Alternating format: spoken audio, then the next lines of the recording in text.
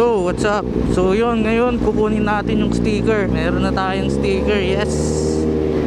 Kahit walang nanghihingi.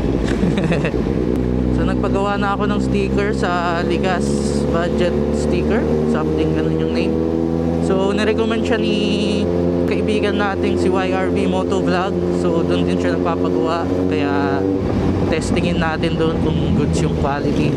So napakabilis nilang ginawa, parang less than a day lang tapos na. Sana may humingi, no? Ano kaya sa pakiramdam nung may nanghingi ng sticker? So malapit-lapit lang naman yun, sa may bandang Santa Rita lang. Kamusta nga pala yung tunog ng exhaust? So bagong exhaust to.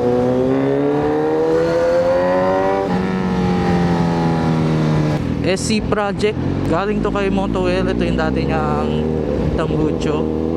Kung yung ibang subscriber ni Motowell merong sticker, sa akin meron akong tambucho ni Motowell. Sa inyo sticker lang, sa akin pati tambucho.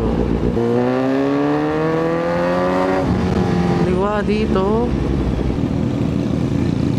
Nakakapanibago pag maingay ulit yung exhaust. Pumapasok sa loob ng helmet ko yung tunog. Sa Yoshimura ko kasi ma-base lang siya, tapos hindi siya masyadong pumapasok sa helmet. Dito na tayo, chat natin. Thank you. Doon pala banda, kala ko dito. Yeah, thank you, susunod ulit. So meron na tayo sticker. Ito yung maliit, ito yung malaki. Ano mas okay? Parang itong maliit sakto lang yun, no? Kahit sa mong idikit. Ito namang malaki, maganda rin siya kapag sa mga pader-pader, mga ganun.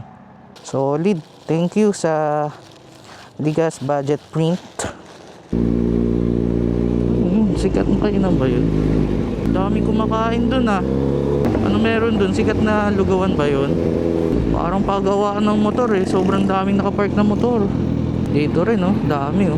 Ang masasarap gumawa ng lugaw yung mga taga dito ah. Saktong sakto to sa followers ko sa Facebook. Nasa 100 something lang.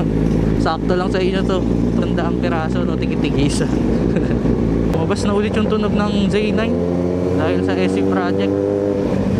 So thank you ulit kay YRV Motovlog sa pag-recommend sa Ligas Budget Print.